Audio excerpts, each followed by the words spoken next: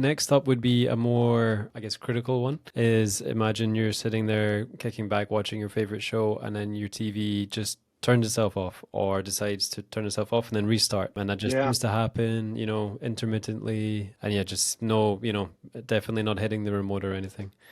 What could be some common causes for that? It's very similar to the input keeps changing situation. One of the number one causes would be that HDMI CEC, consumer electronic control. Hmm. So the first thing I'd honestly probably do is just unplug all your HDMI cables. Right. If you do that, depending on how many you have and how complicated your setup is and how comfortable you feel with unplugging things and putting them back in the right place, of course. The other option would be going through the settings on your respective TV and trying to find that setting.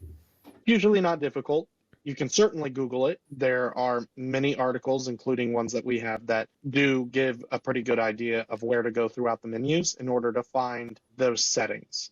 They may have different names. Simplink, Bravia Link, AnyNet, all kinds of different names that they have for them, but they should also say right next to it HDMI CEC. CEC allows for input changing. It allows for possibly even volume changing, but it does allow for the TV to detect different signals for picture quality. So it can detect if you're watching a movie because it's a handshake. It allows control of one device from another without Hmm. you doing anything. But you can also turn off the TV or turn it on. So Hmm. that's definitely a possibility. And it's one of the easiest things that you can check for, and one of the things that's the least time consuming. The other thing that would be easy and not very time consuming, unplug it, hold down the power button to drain the power, or wait 2 to 5 minutes, plug it back in.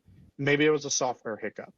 Hopefully that gets it up and running and you don't have any problems. Outside of that, you are looking at more time consuming or more finalized kind of things, something that you don't easily come back from. So once you start on something, you've got to just start all over, or like resetting the TV to factory settings. Yeah. You can try that. Usually I leave that to the last thing that you do, because then you have to sign back into your streaming services, redo all the picture settings that you had. If you had your TV professionally calibrated, or you did for color correction, you have to redo that, because those are settings within the TV Hmm. that correct the way that the TV is doing its color. Maybe it thinks one color is one thing and not another, but it only knows how to fix that by its settings, which can be done. So if you had those things done, just remember the moment you do a reset, that's it. You're starting over. Hmm. So you paid for calibration, paid for it again. You're paying for it again. So they're gonna have to come out. Granted, the people who pay for their calibrations most likely also have some kind of warranty, in which case you should leave this part to them, so that way they can cover doing all of that stuff. They usually warranty work.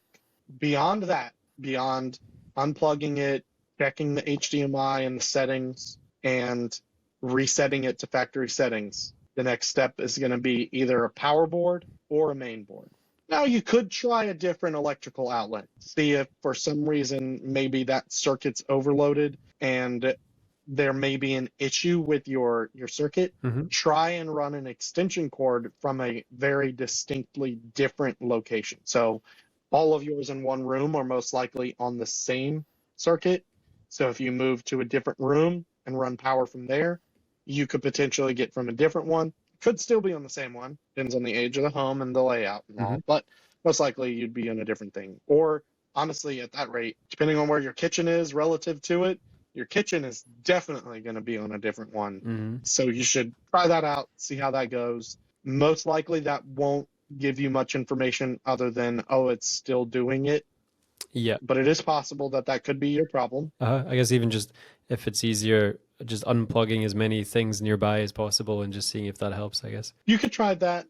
It might be, yeah, depending on what thing is easier and more Yeah. feasible Yeah. for you. You don't have an extension cord.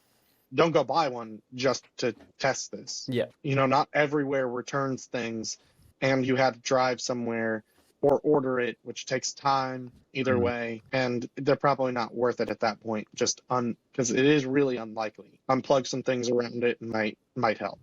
Or if you can just get a different outlet, Mhm. It could just be a faulty outlet. That definitely does happen. Unlikely, but it's worthwhile because these are not permanent things that you're testing and they're not terribly time consuming. Yep. So you'd want to do those before you invest time, money, or resources, any resources into a different solution, like replacing the power or main board. Mhm.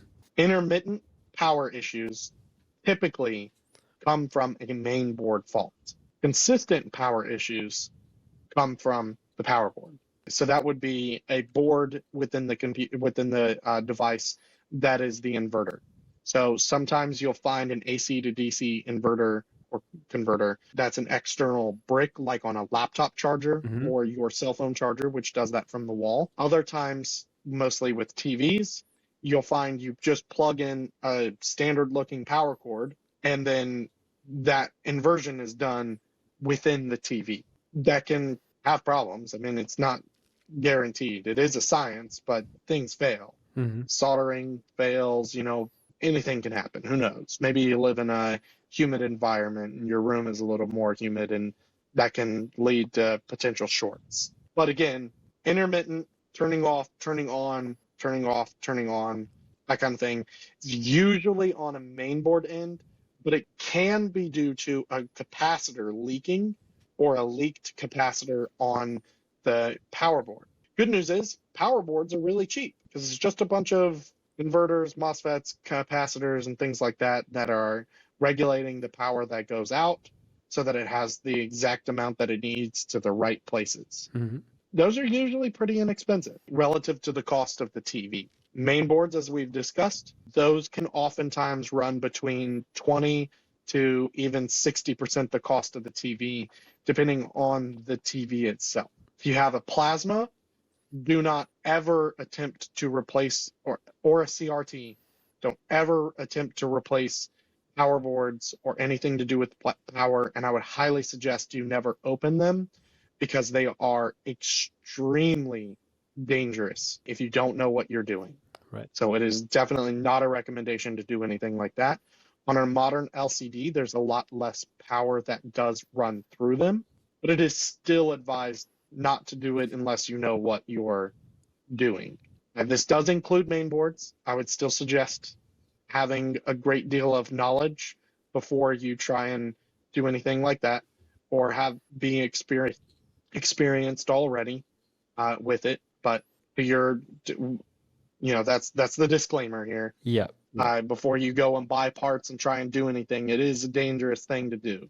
There's a lot of electronics in there. Not only could you damage your product to a greater degree, but you could also seriously injure yourself.